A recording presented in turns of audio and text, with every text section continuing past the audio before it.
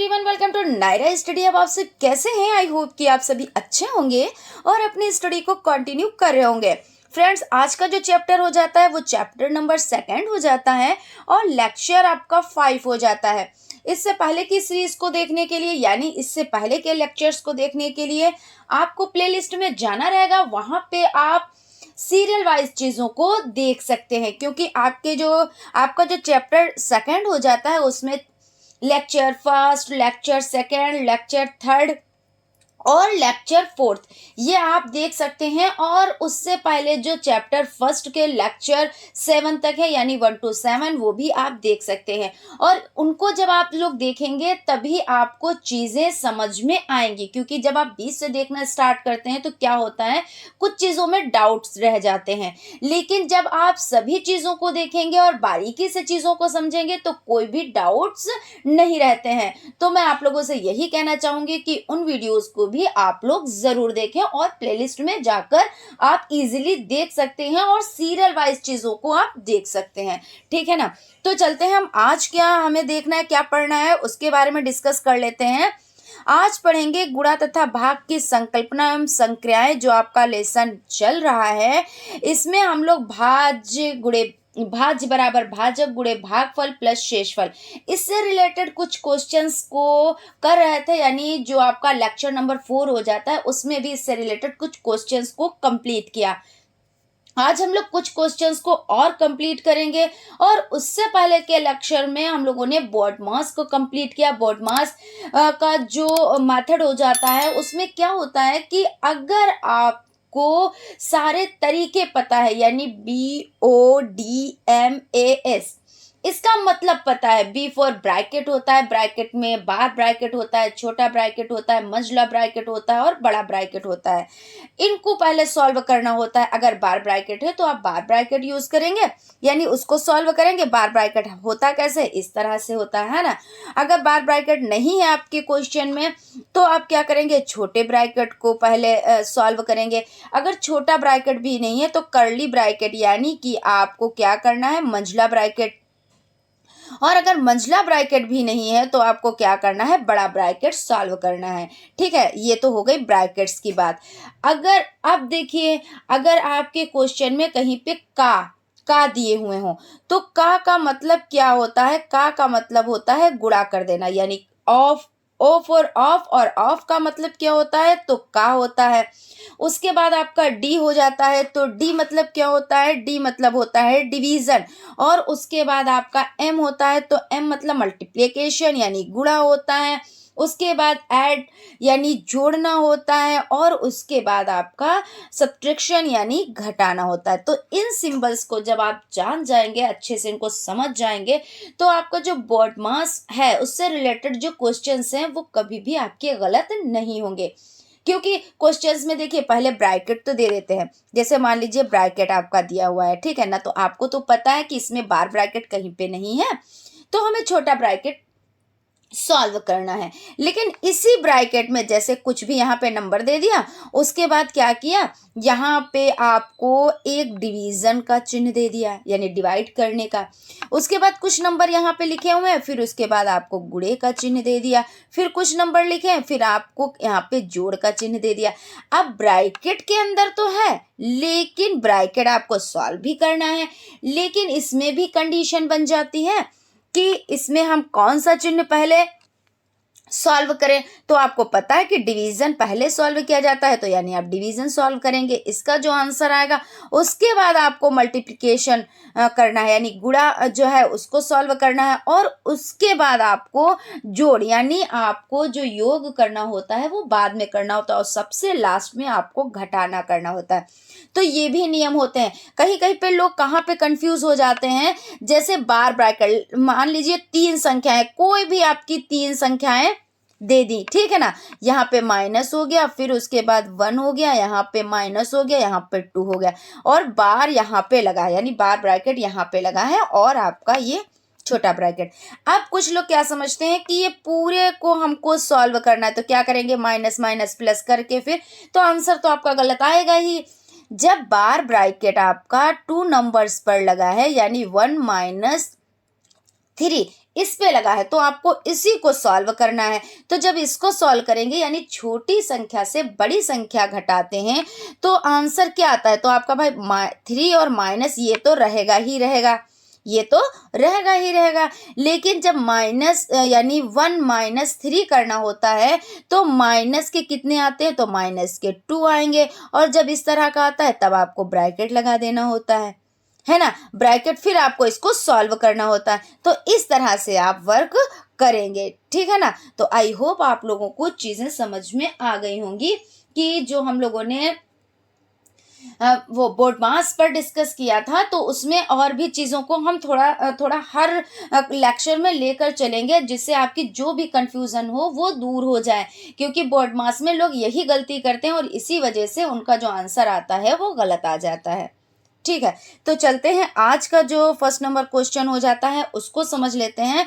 और इसमें सबसे पहले हम सूत्र को देख लेते हैं। जो हमारा सूत्र हो जाता है वो क्या हो जाता है, तो इसमें आपका सूत्र है भाज्य, और आपका क्या हो जाता है, भाज्य बराबर भाजक, भाज्य बराबर भाजक हो जाता है। और क्या हो जाता है, गुणे भागफल हो जाता है। और फिर उसके बाद भागफल, और यहाँ पे देखिए जगह नहीं तो हम यहाँ पे लिख देते हैं प्लस आपका शेषफल, शेषफल हो जाता है। यही तो है ना सूत्र, और इसी सूत्र के अकॉर्डिंग आपको वर्क करना है जब इस तरह का क्वेश्चन पूछा जाए, है ना।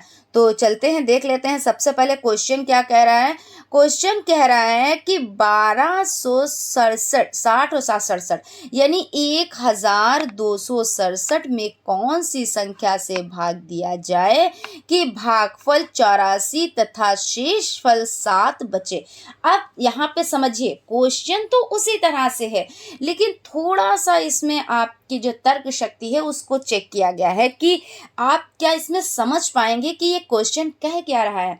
तो यहाँ पे आप क्वेश्चन पढ़ें, जब एक बार में ना समझ आए तो दोबारा आप क्वेश्चन को पढ़ें, क्योंकि जब आप क्वेश्चन पढ़ेंगे उसकी लैंग्वेज को समझेंगे तभी आप उसको कर पाएंगे।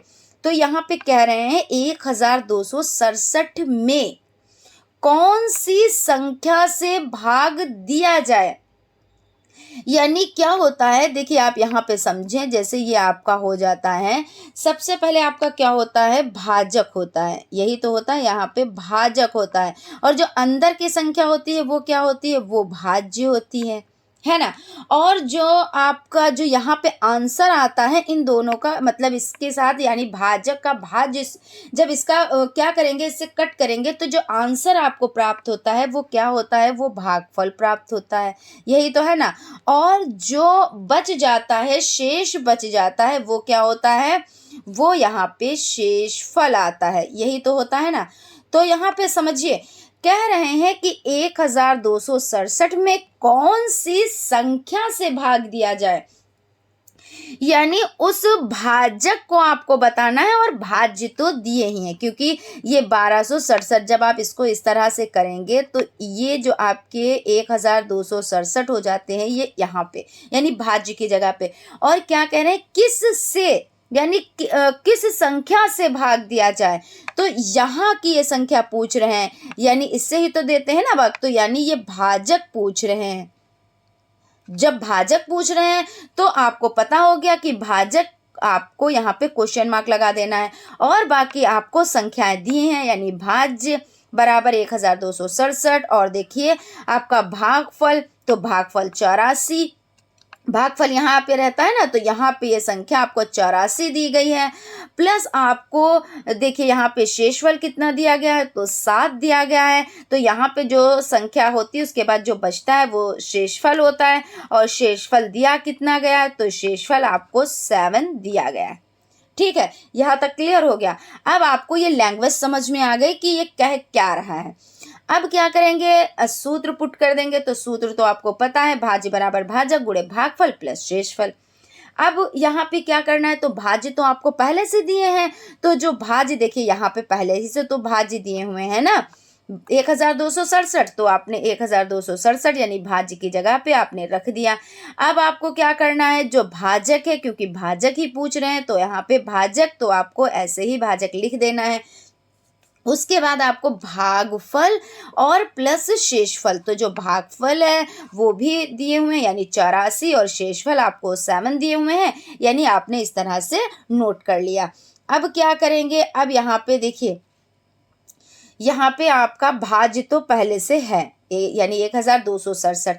अब यहाँ पे आप क्या करेंगे, जो माइनस और प्लस यही तो होता ना, तो बराबर के हम दूसरी तरफ जो ये आपका 7 प्लस में है इसको हम इधर ले आएंगे, क्योंकि ये इस चिन्ह से नहीं मतलब है, ये है तो प्लस ही में ना, ये तो चिन्ह आपका सूत्र के अकॉर्डिंग है। और जो ये 7 है ये प्लस में है, क्योंकि प्लस में जब चीज़ें होती हैं तो वो दिखती नहीं, ये प्लस ज़रूरी नहीं होता चिन्ह आप लगाएं, लेकिन है तो ये प्लस में, लेकिन जब माइनस में होता तो यहाँ पे लिखा होता है ना। तो यहाँ पे कहने का मतलब है ये प्लस में है, तो जब प्लस में है तो हम बराबर के दूसरी तरफ लाएंगे तो ये क्या हो जाएगा, माइनस में हो जाएगा। तो यहाँ पे 1267 माइनस 7 हो गया। उसके बाद भाजक, तो भाजक आप लिख देंगे और इंटू यानी 84, ये यहाँ पे आपने इतना लिख दिया।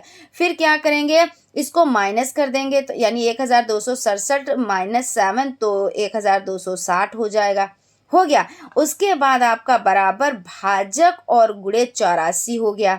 फिर उसके बाद आप क्या करेंगे, जो संख्याएं हैं उनको एक तरफ करेंगे और जिसको आपको निकालना है उसको क्या करेंगे, आप इधर लिख देंगे, बराबर के एक तरफ इसको लिख दिया जाता है। तो जो निकालना है वो यानी भाजक निकालना है तो हमने भाजक को लिख दिया, और उसके बाद 1260 लिख दिया, और क्या किया 84, यानी ये गुणे में था ना, तो इसको ये देखिए यहाँ पे गुणे में है तो इसको क्या करेंगे, भाग में कर देंगे।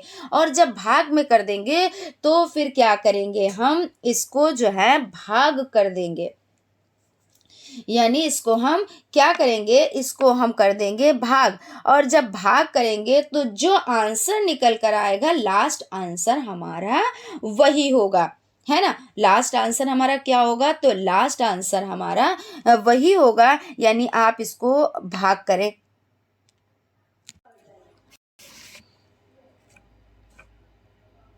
यहाँ पे आप देख लें, इसके देखिए आपको इसको डिवीज़न करना है, यानी इसका क्या करना है, इसको काटना है। तो कैसे, देखिए यहाँ पे हो जाता है आपका 1260 और बटे में आपका 84 है, ठीक है ना।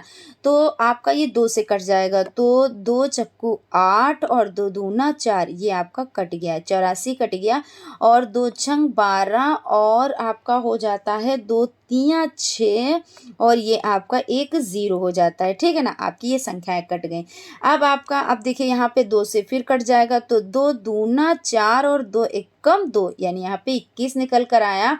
और ऊपर आपका देखिए यहाँ पे 2 तियाँ 6 है ना, 2 तियाँ 6 और आपका 2 एकम 2 और यहाँ पे 1 बचा, तो 2 पंजे 10, आपका ये आंसर निकल कर आया। अभी लास्ट आंसर नहीं, अभी हम इसको काट रहे हैं, ठीक है ना। फिर उसके बाद ये 21 यहाँ पे है, तो 3 से देखिए ऊपर नीचे 3 से ये कटेगा, तो 3 सते 21 और आपका हो जाएगा 3 एकम 3, यहाँ पे कटेंगे, यहाँ पे 3 एकम 3 और एक ये 0 और 3 पच्चे 15, ठीक है।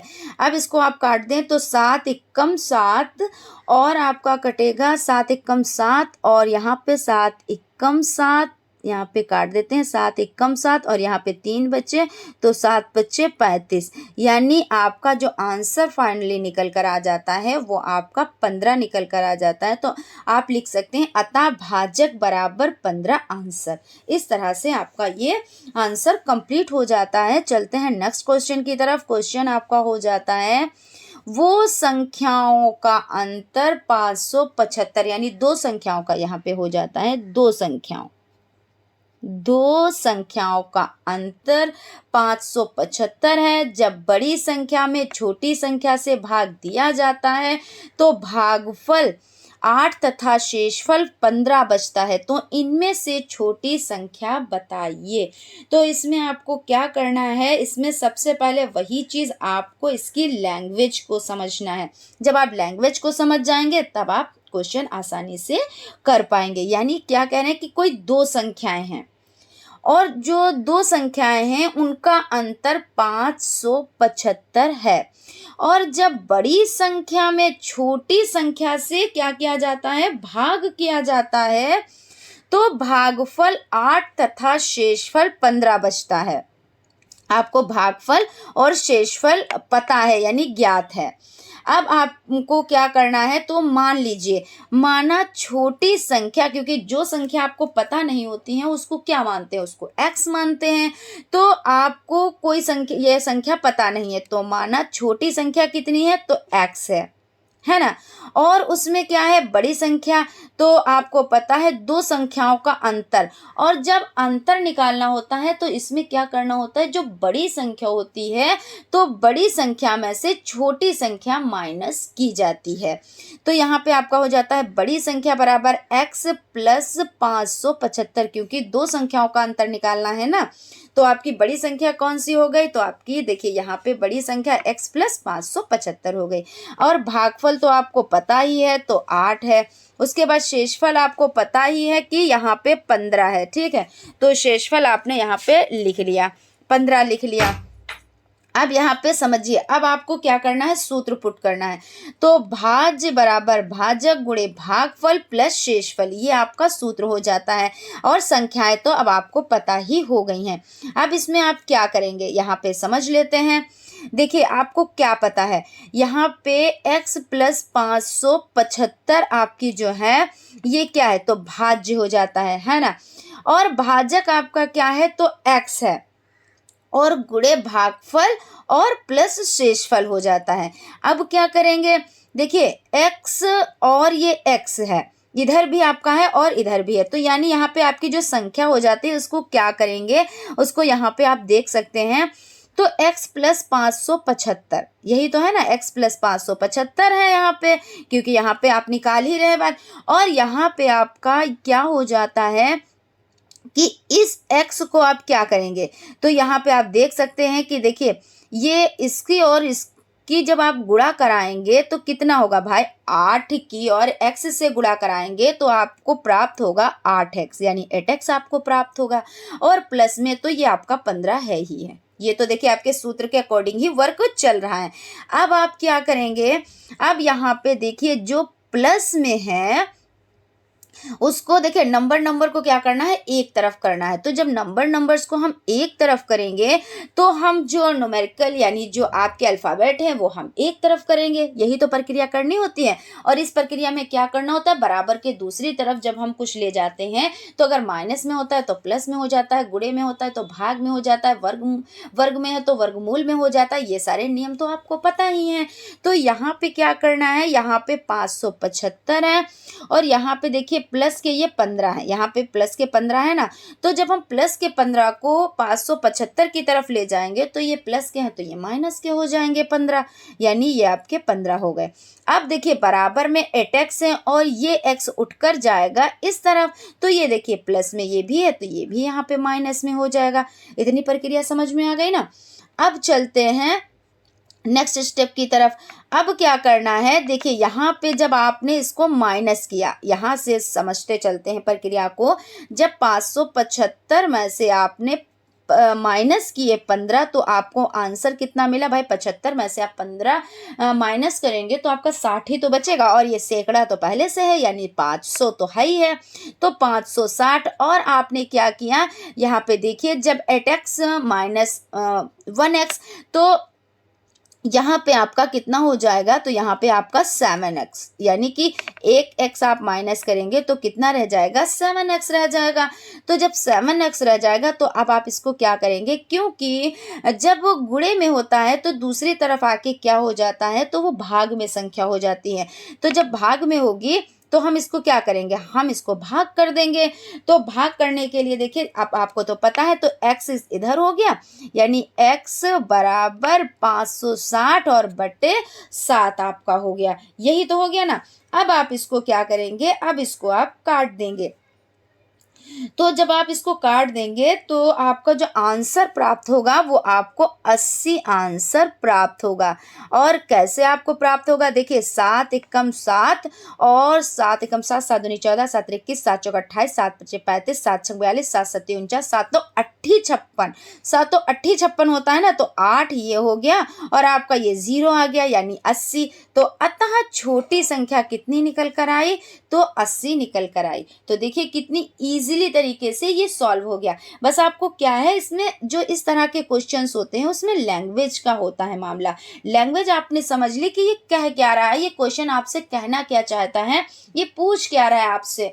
बस आप वहां से सूत्र तो आपको उसी तरह से पुट करना है, फिर सूत्र में जो नंबर्स हैं उसको भी आपको उसी तरह से पुट करना है। बस आप लैंग्वेज समझ लें, ठीक है ना।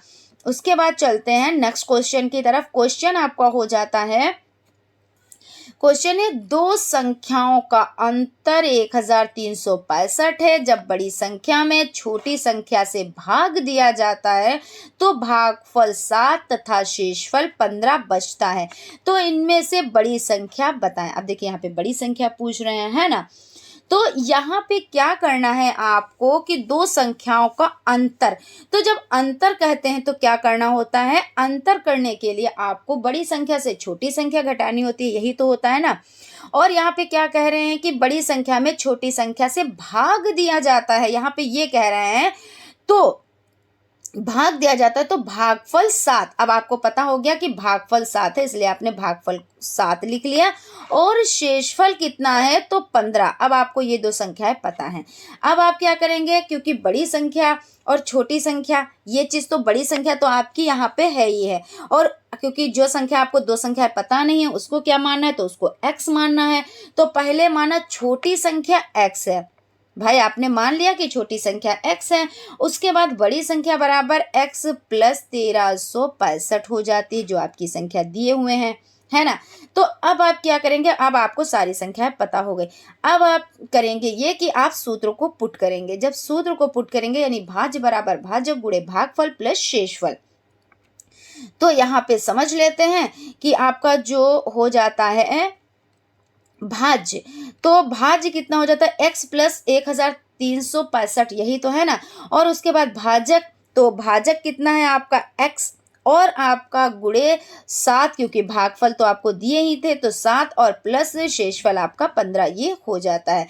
उसके बाद आपका भाज्य x प्लस 1365 और बराबर आपका भाई x और 7 की जब आप गुणा कराएंगे तो 7x हो जाएगा और प्लस 15, ये तो आपका रहेगा ही रहेगा। उसके बाद आप वही प्रक्रिया करेंगे कि नंबर्स को एक तरफ करेंगे और जो अल्फ़ाबेट्स हैं वो आप एक तरफ करेंगे। तो जो नंबर्स हैं उनको आप एक तरफ करेंगे, तो ये जो 15 इधर उठा के लाएंगे तो माइनस में ये 15 हो जाएंगे। तो जब ये माइनस में 15 हो जाएंगे तो और फिर जब x को उधर ले जाएंगे तो x भी माइनस में हो जाएगा, तो आपका 7x माइनस x। अब यहाँ पे 15 आप इसमें से माइनस कर देंगे तो 65 में से 15 जाते तो 85 तो बचते हैं, और ये सैकड़ा वाली संख्या यानी 1300 की संख्या तो उतनी ही रहेगी, तो 1350 यहाँ पे हो गए। उसके बाद आपका ये 7x माइनस x यानी 6x, ये आपका हो जाता है। अब आप क्या करेंगे, अब देखिए इसमें गुणे में है तो यानी भाग में करना है, तो जो ये x है तो x को आप इधर लिख देंगे, यही तो करेंगे ना। x को आप यहाँ पे लिख दिए और आपका 1350 जो हो जाता है ऊपर लिख दिया और 6 से आपने भाग कर दिया। अब यहाँ पे जब भाग करेंगे तो आप देख सकते हैं कि भाग में जो आपका आंसर आएगा, आप इसको कट करें, आपका हो जाता है ये आपका देखिए 6 1300 और आपका कितना हो जाता है 50, यानी 1350 और बटे आपका 6 हो जाता है। अब आप इसको कट करेंगे तो यहाँ पे देख सकते हैं आप कैसे कट करेंगे, किस तरह से। तो 1350 को 6 से आप भाग कर देंगे, तो जब आप भाग कर देंगे तो 6 कम 6, यही तो होगा ना, 6 कम 6 आपका हो गया, 6 दूना 12 हो गया और यहाँ पे 1 बच गया, तो 6 दूना 12 फिर हो गया और 15 और यहाँ पे 12, तो 3 यहाँ पे बचे, 3 और 0 बचा, तो 6 पंजे 30, आपका 225, यानी x का मान 225 निकलकर आपका आ गया। उसके बाद देखिए यहाँ पे क्या करेंगे, बड़ी संख्या बराबर 225 प्लस 1365, बड़ी संख्या जो आपकी है, जो आपकी ये संख्या निकल कर आई है, तो यहाँ पे आपको क्योंकि सबसे बड़ी संख्या, क्योंकि यहाँ पे बड़ी संख्या पूछ रहे हैं, तो 225 प्लस 1365, तो अतः बड़ी संख्या आप जब इसको प्लस कर देंगे दोनों को तो क्या होगा, तो यहाँ पे 1590 आंसर आपका निकल कर आ जाता है। यानी 200 आपका 25 और आपका देखिए 5 और 6 और आपका 3 और 1, यही तो संख्या है ना। तो जब आप इसको प्लस करेंगे तो 5 दूना 10, यहाँ पे क्या हो जाता है 0 हो जाता है, 6 2 8 और 1 ये 9 हो जाता है, 2 और 3 5 हो जाता है और 1 तो ये आपका हाई है, यानी 1590 आपका आंसर निकल कर आ जाता है। तो इस तरह से आपका ये क्वेश्चन भी सॉल्व हो जाता है। उसके बाद चलते हैं नेक्स्ट क्वेश्चन की तरफ। क्वेश्चन आपका हो जाता है, क्वेश्चन है आपका, एक कारखाने में प्रत्येक दिन यानी हर रोज, है ना, हर रोज की बात हो रही है, 750 साइकिलें तैयार होती हैं। ठीक है ना, कितनी, तो एक कोई कारखाना है वहां पे हर एक दिन यानी प्रत्येक दिन 750 साइकिलें तैयार होती हैं। तो 2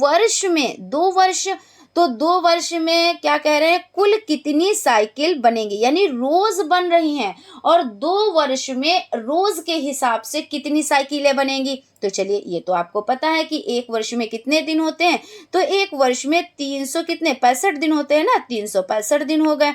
लेकिन यहाँ पे भी कुछ क्वेश्चन और कह रहा है, एक लाइन अभी बाकी है, इसको भी देख लेते हैं। यदि उन 2 वर्षों में एक वर्ष लीप वर्ष हो, लीप वर्ष का मतलब क्या होता है, उसमें एक दिन बढ़ा हुआ होता है, यही तो होता है ना।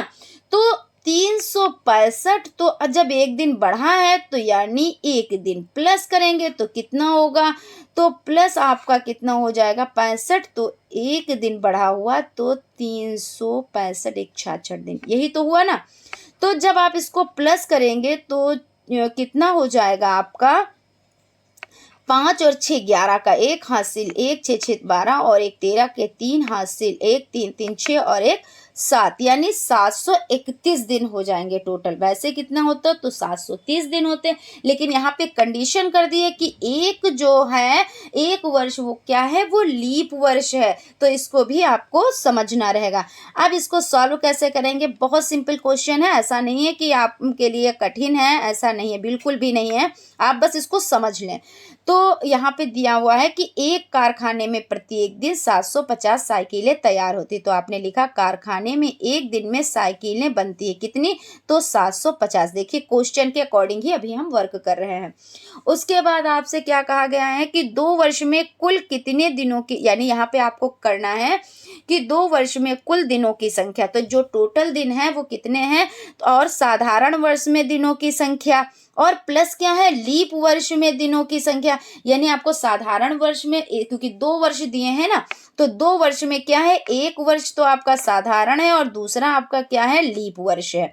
तो इसको भी तो आप ध्यान में रखेंगे ना। तो जब आप इसको लिखेंगे तो साधारण वर्ष में दिनों की संख्या प्लस लीप वर्ष में दिनों की संख्या तो कितनी हो गई, तो साधारण वर्ष में 365 और आपका जो लीप वर्ष है वो 366। अब इसको क्या करेंगे, आप प्लस कर देंगे, जब प्लस करेंगे तो आपका आंसर कुछ इस तरह से निकल कर आएगा 731। यानी यहाँ पे आप लिखेंगे 2 वर्ष यानी 731 दिन में साइकिलों की संख्या, यहाँ पे लिख देंगे, यहाँ पे आप लिखेंगे 231 दिन में साइकिलें बनती हैं, कितनी बनती हैं, तो 731 गुणे 750, यानी जो ये दिनों की संख्या निकल कर आई है 731। और क्योंकि आपके क्वेश्चन में पूछा गया था कि कारखाने में एक दिन में जो साइकिलें बनती हैं वो कितनी बनती हैं, तो 750 बनती हैं, और जो दिन आपके निकले हैं यानी एक लीप वर्ष और एक साधारण वर्ष, तो वो जो निकल कर आए हैं वो 731 दिन निकल कर आए हैं। यानी अब आपको क्या करना है, दोनों का गुणा कर देना है, जब गुणा करेंगे तब आपको आंसर प्राप्त होगा, है ना। तो देख लेते हैं कि 731 और आपका क्या हो जाता है, जो ये आपका 731 है और 750 है, इन दोनों का जब हम गुणा करेंगे तो हमें जो आंसर प्राप्त होगा तो वो वही इस क्वेश्चन का आंसर होगा। तो आप देख ले, गुणा तो आप लोग बहुत अच्छे से कर ही लेते हैं, लेकिन हम यहाँ पे आपको गुणा भी करके बताएंगे, और क्योंकि भाई हमें तो बेसिक से सब चीजें यहाँ पे इसका हम मल्टीप्लाई कर लेते हैं, उसके बाद देखते हैं आंसर कितना आता है, ठीक है ना। तो आपका हो जाता है 731, तो यहाँ पे हमने लिख लिया 731, और आपका देखिए 750, यही तो है ना, तो 750, और उसके बाद आपको मल्टीप्लाई करनी, यानी 0 तो 0 ही जो संख्या होती है तो वो सबको 0 कर देती है। उसके बाद 5 एकम 5 है ना, तो 5 एकम 5, 1 से आप गुणा करेंगे तो वही संख्या रहती है, तो 5 तिया 15, 15 के 5 और हासिल कितना, तो 1, और 5 सते 35 और 1, ये आपका हो जाता है 36।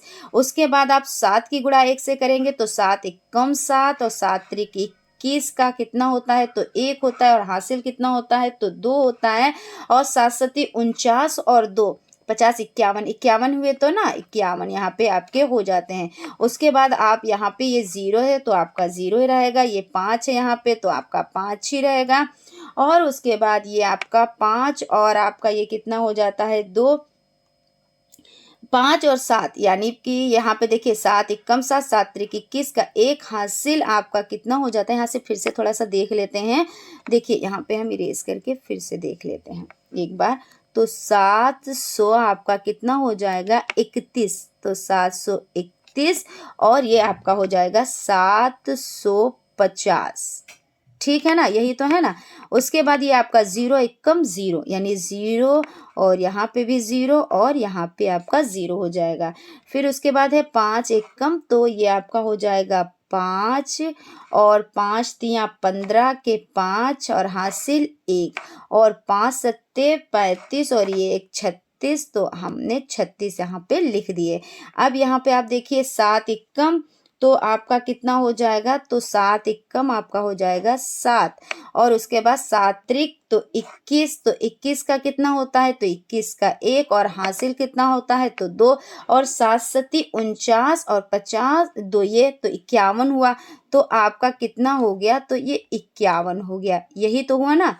तो यहाँ पे देखिए 0, 5, 7 5 12 के 2 हासिल 1, 6 1 7 और 1 कितना हो जाता है, तो 8 हो जाता है, 3 और 1 कितना हो जाता है 4, और ये 5 तो आपका है ये, यानी 54 82 50, ये आपका आंसर निकल कर आया है। तो यहाँ पे आप इसको सही कर लें, 54 82 यहाँ पे है, ठीक है ना, 54 82 50, ये आंसर आपका निकल कर आ जाता है। अतः 2 वर्ष में कुल साइकिलों की संख्या कितनी होगी, तो यहाँ पे आपका हो जाता है 54, और आपका कितना हो जाता है 82, और ये 50, ये आपका आंसर हो जाता है, ठीक है ना। तो आई होप आप लोगों को चीज़ें समझ में आई होंगी। उसके बाद चलते हैं नेक्स्ट क्वेश्चन की तरफ। क्वेश्चन आपका हो जाता है, एक कारखाने में क्या कह रहे हैं कि एक कारखाने में कर्मचारियों की वर्दी बनाने के लिए कुल रुपए, ये आपका कितना हो जाता है, इकाई, दहाई, सैकड़ा, हजार, 10,000, यानी 64,400 खर्च किए गए। यदि एक वर्दी बनाने में रुपए 368 खर्च हुए तो कारखाने में कुल कितने कर्मचारी हैं। तो यहाँ पे कुल कर्मचारियों की संख्या पूछ रहे हैं, यानी यहाँ पे क्या करना है, आपको भाग करना है। तो सबसे पहले स्टार्ट करते हैं कहाँ से, तो एक कारखाने में कर्मचारियों की वर्दी बनाने में कुल जो रुपए खर्च होते हैं वो कितने होते हैं, तो आपके हो जाते हैं इकाई, दहाई, सैकड़ा, हजार, 10,000, यानी 64,400 रुपए।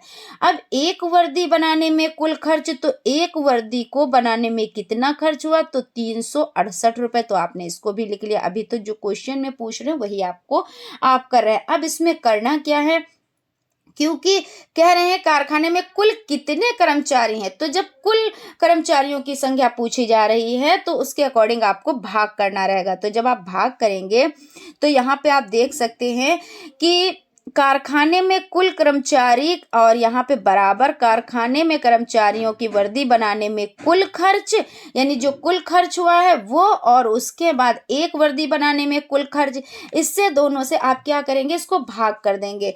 तो यहाँ पे आपका हो जाता है 64,400, ये यहाँ पे आपने लिख लिया, और उसके बाद नीचे 368, और इसको आप क्या करेंगे, काटेंगे, यानी कि भाग करना है ना, तो बड़ी संख्या है तो आप इसको ऐसे ही काट देंगे। तो चलते हैं, स्टार्ट करते हैं हम इसको, ठीक है ना। तो यहाँ पे आपका हो जाता है सबसे पहले आपका 64,400 और 368, यही तो है ना। तो 368, अब हम क्या करेंगे, इसको लगभग कितने से काटें, तो हम 8 से काटते हैं, है ना। तो 8 से काटने पर यानी 8 टिक्कम 8, 8 दूनी 16, 8 तिरिक 24 और 8 चक्कू 32, है ना। 8 चक्कू 32 यहाँ पे हो जाएंगे, 4 बार में ये कटेगा और 32 और 4 यहाँ पे बच जाएंगे, है ना। तो जब 4 बचेंगे तो 48, तो 8 एकम 8, 16 त्रिक 24, 8 चक्कू 32, 8 पंजे 40 और 8 छंग 48, तो यहाँ पे 46 आपका हो गया और ये आपका कट गया 8 से। उसके बाद आपका हो जाता है 8 अठाई 64, है ना। तो 8 बार में ये 64 कट गया। फिर उसके बाद ये यहाँ पे क्योंकि 2 संख्याएं लेनी है तो यहाँ पे हमने क्या किया, 0 लगा दिया। फिर 8 पंजे 40, भाई यहाँ पे 40 लेंगे ना, तो 8 पंजे 40 और ये 0 बच जाएगा, तो ये 0 हम लिख देंगे इसको, ठीक है ना। तो आपको यहाँ पे ये संख्या प्राप्त हो गई और ये संख्या आपकी कट गई। अब यहाँ पे देखिए नीचे आपका 40 है और ऊपर आपका 8050 ये हो जाता है। अब कितने से ये लगभग काट दें, तो 2 से काटते हैं। तो 2 दूना 4 और 2 तिया 6, आपका यहाँ पे 23 निकल कर आया। और ऊपर जब 2 से हम काटेंगे तो आपका कितना निकल कर आएगा, 2 चक्कू 8 हो गया ना। और क्योंकि यहाँ पे देखिए 0 लगा है तो ये 0 आप लगा देंगे। और उसके बाद 2 दूना 4 यहाँ पे, और उसके बाद यहाँ पे 1 बच गया, तो 2 पंजे 10, यही तो हुआ ना। अब क्या करेंगे, अब यहाँ पे हम इसको काटेंगे, ये जो आपका बचा है 23 और 4 0 2 5, इसको काट देंगे। तो जब हम इसको काटेंगे तो यहाँ पे हम देख लेते हैं कि किस तरह से इसको करना है।